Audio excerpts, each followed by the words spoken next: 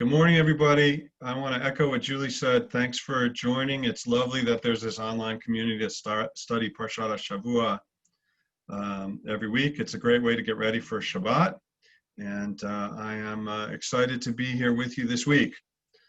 This week's Parsha is Ki Tavo, and we're going to be exploring briefly a couple of paragraphs from the beginning of the Parsha.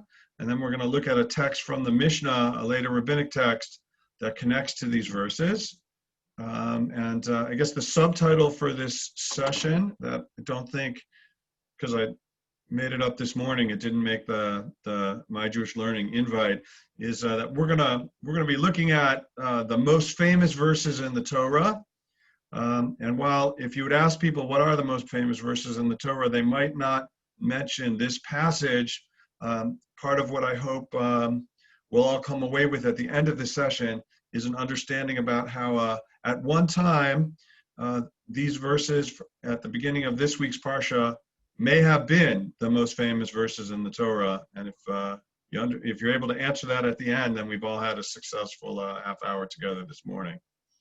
So I see that Julie has just placed in the chat a link to a Google Doc that has the text for this morning.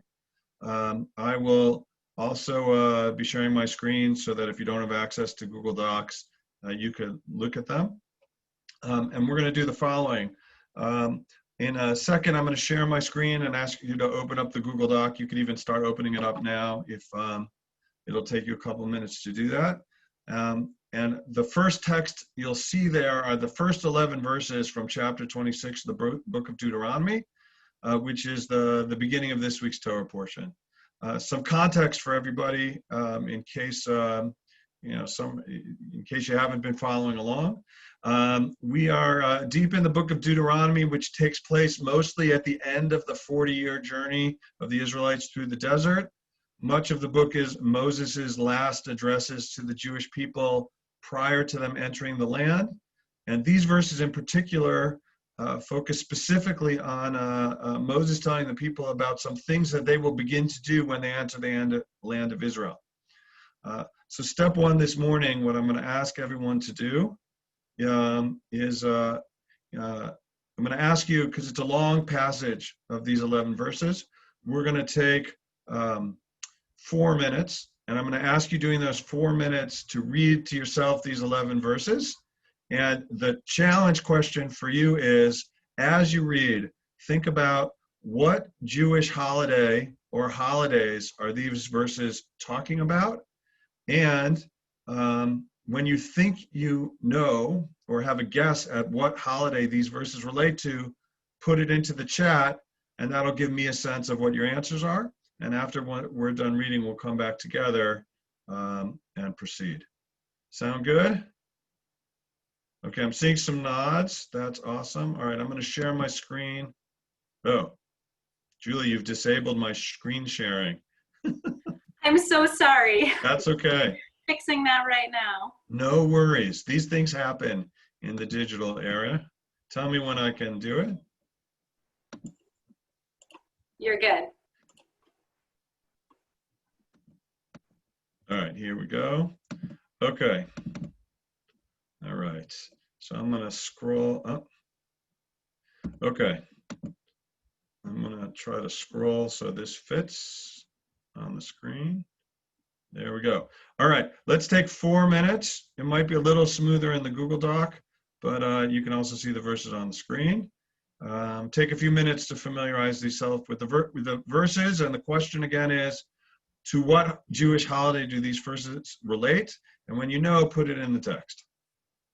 Ready, go.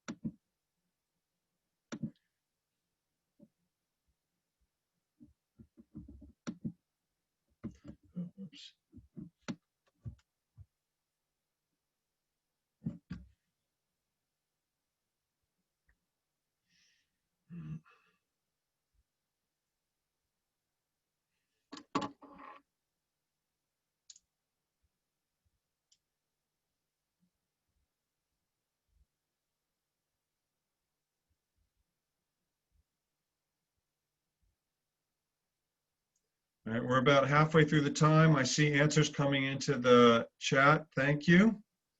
I did see a request to make the text bigger.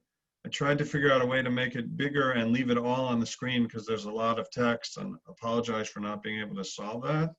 I struggle with that too, as I have my reading glasses here, so sorry to the requester.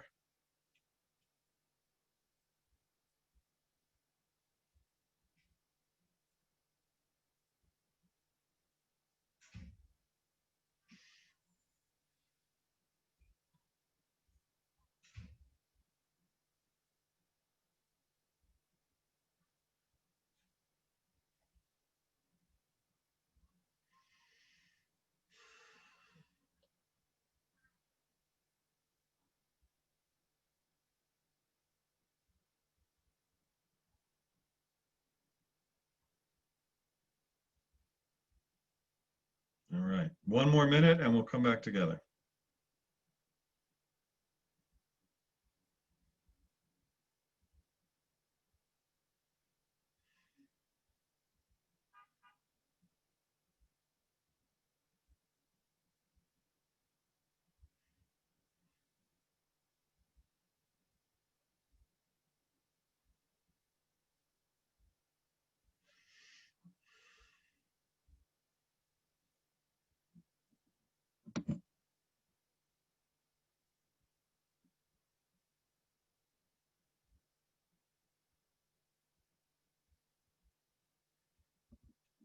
All right, last chance to put your guesses in the chat.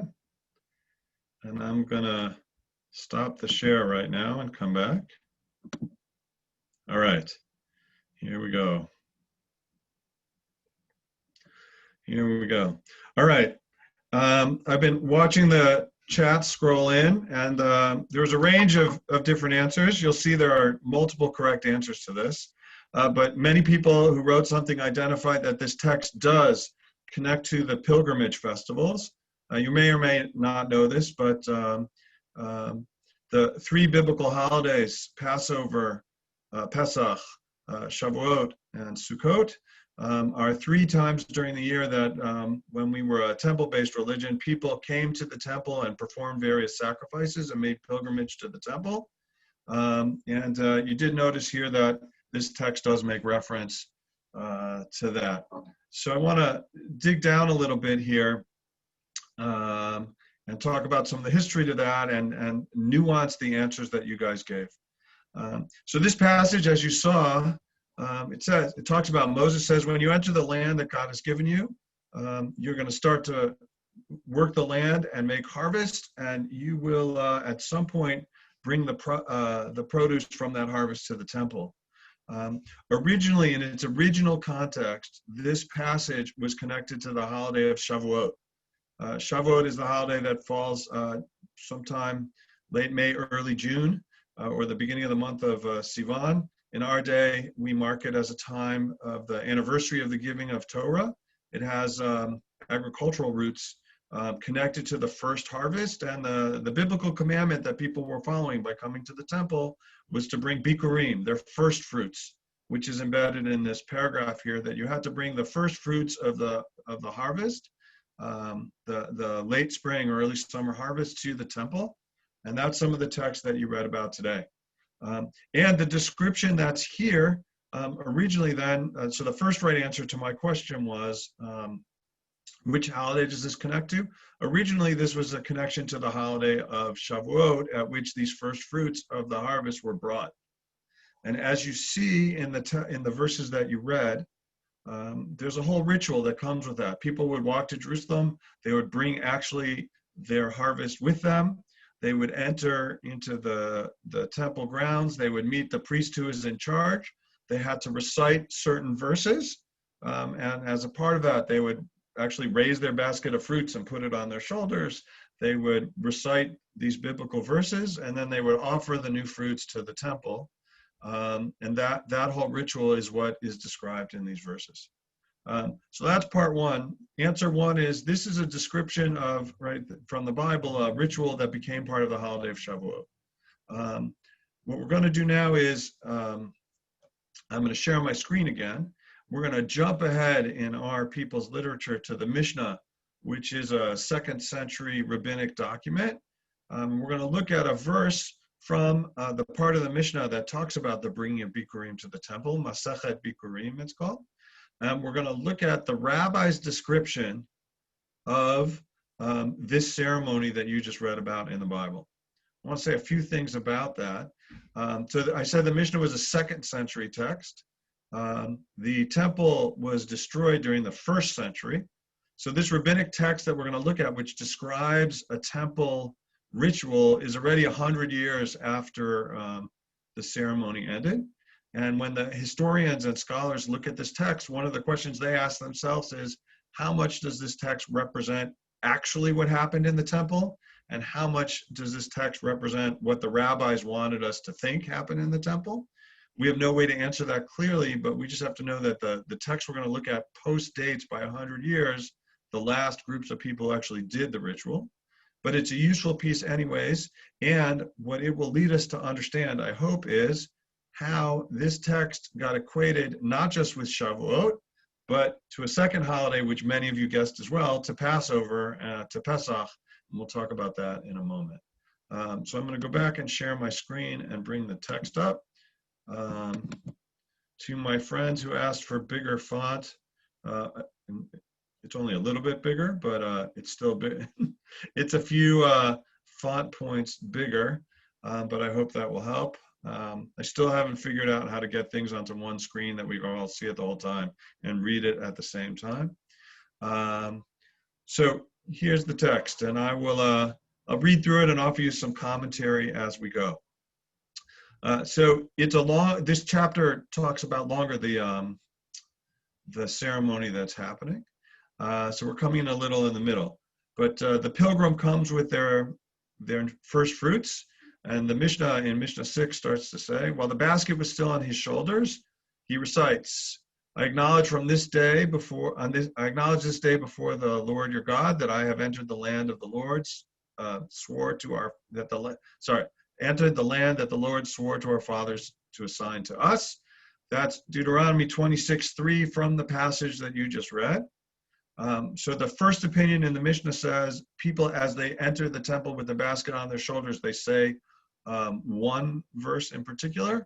There's a second opinion. Rabbi Judah says they say this verse and they continue to the paragraph, Arami Oved Avi, my father was a wandering, a fugitive Aramean, which according to the first opinion, people say a little later. So I'll continue with that. So when he reaches the temple, when he gets there after reciting that first verse, he continues with the next verses in the paragraph. My father was a fugitive Aramean. And then he takes hold of the basket and he takes it off his shoulders.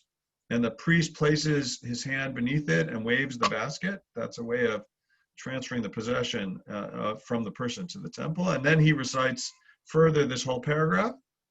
My father was a fugitive Aramean until it completes the entire passage. He then deposits the basket at the side of the altar. He bows and departs. So you see here that these verses that we read in the Torah become actually, according to the rabbis in this Mishnah, the verses of the liturgy that people recited as they offered their basket.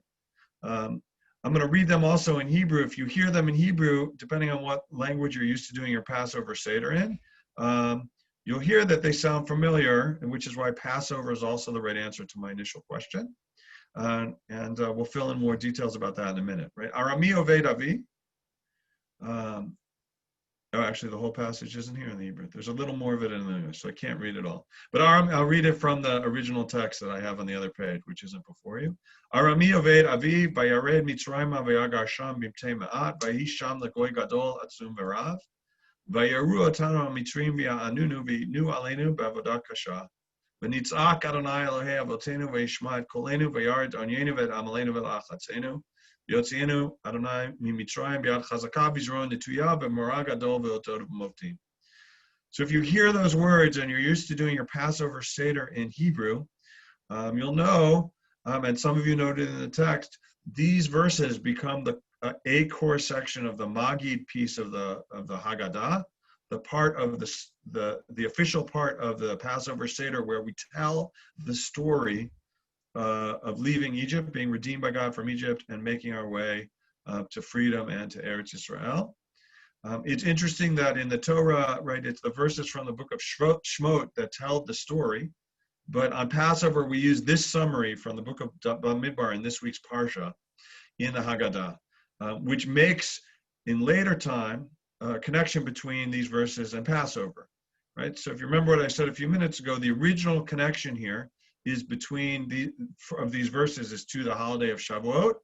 But as the verses are brought into the Haggadah and our celebration of Passover, they make a strong connection with Passover as well. And that brings me to the last paragraph on the page here. Pardon me. And it's in this paragraph where we see why. This is Mishna 7, which I want to take you through right now. Originally, says the Mishnah, all who knew how to recite would recite, and those who did not know how to recite, others would read the words for them, and then they would repeat the words. Here's what that means. In the temple, imagine, I'm going to come back so you can see me, and then we'll go back to the text. In the temple, you can imagine, right? People are coming, they're bringing their first fruits, and as they bring them and offer them to the priest, they have to recite this paragraph. And what the Mishnah says in that sentence I just read was, originally, the practice used to be, if you knew the verses, if you were fluent, if you could speak the Hebrew and you knew the Torah, you would come and you would recite the verses. But if you weren't, someone would prompt you, meaning they would read and you would repeat. Right? They would say, the priest that was there would say Arami, and you would say Arami. And then they would say Oved Avi, and you would say Oved Avi. So they would prompt you so you could say the verses. And it created sort of a two-tier system. Those who knew could do it on their own. And those who were not familiar or not literate needed prompting from the priests, and the priests would make that happen. They would facilitate the fulfillment of that mitzvah. Now that Mishnah starts with the phrase originally, because the practice changed. I'm coming back to the text here.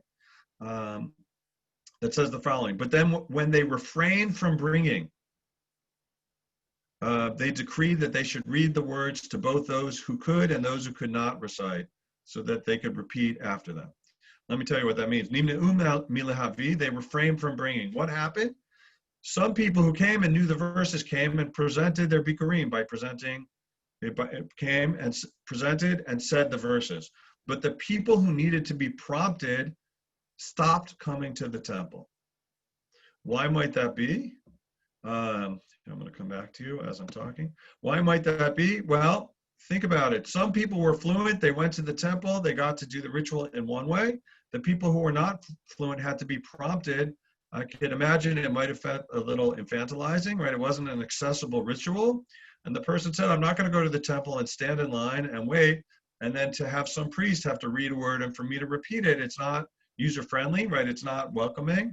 They didn't read Ron Wolfson's book about creating welcoming Jewish communities and synagogues and agencies. If you know that book, it's a really good one for you to read if you're involved. I see a few people smiling on their screens. And so they changed the ritual and said, now we're going to prompt everybody. So we're not going to differentiate between the people who know the verses and the people who don't. We're going to prompt everybody. There'll be a democratization of this ritual. And no matter what prior knowledge you have, you will still be prompted by the priest as you bring the baskets. A good change, I think, and one that tried to still get people to come to the temple on Shavuot. What happened as a result of that? And this goes back to my title, how these verses, I think, at one point in time, were the most popular verses in the Torah and the most the most well-known. Think about what this must have been like. It's a warm summer day in the month of Sivan in Jerusalem, so it's warm. You're standing in line in the temple in front of a whole row of people who are bringing their bikurim. And one at a time, as you get close to the end, you watch them put the bikurim off their shoulder, let the priest wave it, and then the priest prompts them to say these verses. The priest says a word, and they repeat it. And I imagine if you're standing in line, and you're there for a long time, because it takes a while, you're going to hear these verses over and over and over and over again. And by the end of your first year, maybe, or the second year, or the third year, but you will know these verses by heart, right? And especially if you came as a young child with your family as part of the procedure. And I imagine that as a result of this ritual and participating in this ritual, the Jewish people who brought their bikurim to the temple ended up knowing these verses by heart. So what happens as we move from a temple-based religion to a home-based religion, which the rabbis facilitated that transition, and Passover, which has its own temple rituals, became a home ritual, and the rabbis started to think, if we're going to tell the story of Passover in our homes, which verses from the Torah are we going to have people use as the center of that ritual? And it doesn't surprise me that they picked this summary from Parashat Tavo, this week's Parsha, and not the first version of the story from the book of Shemot, which is chapters and chapters long. Why? Because the people in their homes, if they had been going to the temple, had a tradition of knowing these verses by heart. And so moving the verses from Shavuot at the temple to Passover in our homes allowed people to access verses that they knew to create the home Seder ritual. And that has lasted for 2,000 years. So once upon a time, these verses were the most popular verses in the Torah, and that's what I think led and not just me, there are some others who agree as well, led them to be the core of our Haggadah liturgy in the section of Magi. Want to pause here. I see some texts have come in as I've been talking here. Want to give a chance to see if there are questions that came in here. Days from Pesach until Shavuot are strictly prescribed, but the first fruits came to different times. Oh, that's a great question. Frana asked, apologies if I didn't pronounce that right. Right, we count the days from Passover to Shavuot, right? Passover is 50 days after Shavuot. So how could it be that if the harvest doesn't always fall on the same exact day, that we could prescribe a day when people had to bring their first fruits? Great question. I'm sure some farmers who had bad luck with the crops might have been late. From what I know of agriculture, and I'm a rabbi and Jewish educator, not a farmer, the harvest does come in over time, but the 7 weeks between the Passover harvest and the Shavuot harvest does give enough time for the first fruits to bloom. And from the time I spent on kibbutz helping with the harvest, by Shavuot, there were plenty of crops to bring there as well. Debbie, I see you have a question. Do you want to put it in the text? Debbie Westheimer.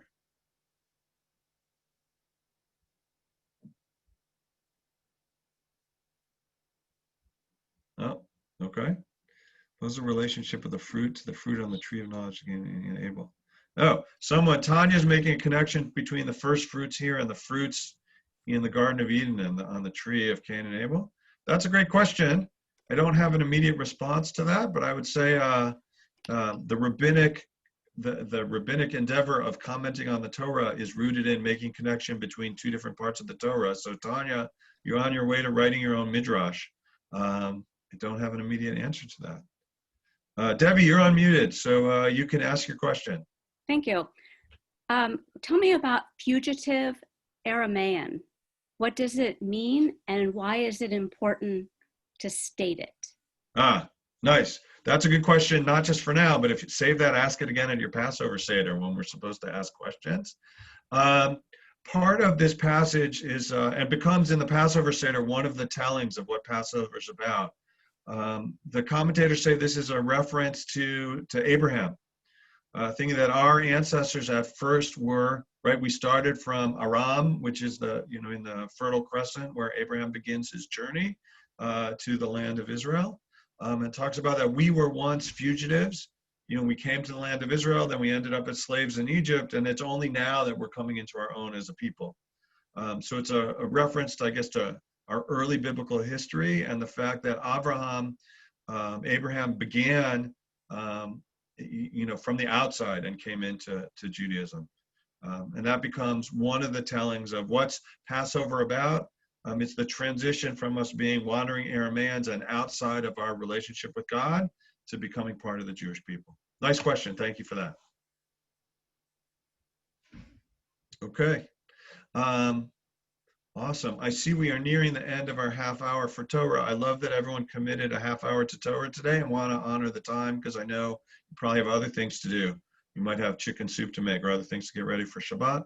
One last thought about this passage and connecting to the time that we're in. I often teach this text at this time of year when it's in Parashat Shavua, which often coincides with the beginning of the school year. And thinking about, as I talk to students, what it means to come and bring first fruits in a basket to journey to the temple, and think about I ask students to think about what offering do you have to bring? What contribution do you have to put in your basket and bring to our learning community this coming year as a way to think about what am I bringing to the new school year? And I've been thinking a lot about this year as, as we move into the fall, not just for school children, but for all of us. This is not a usual fall. We're not making pilgrimage to so many places as we're still in various stages of quarantines, depending where we are in the country.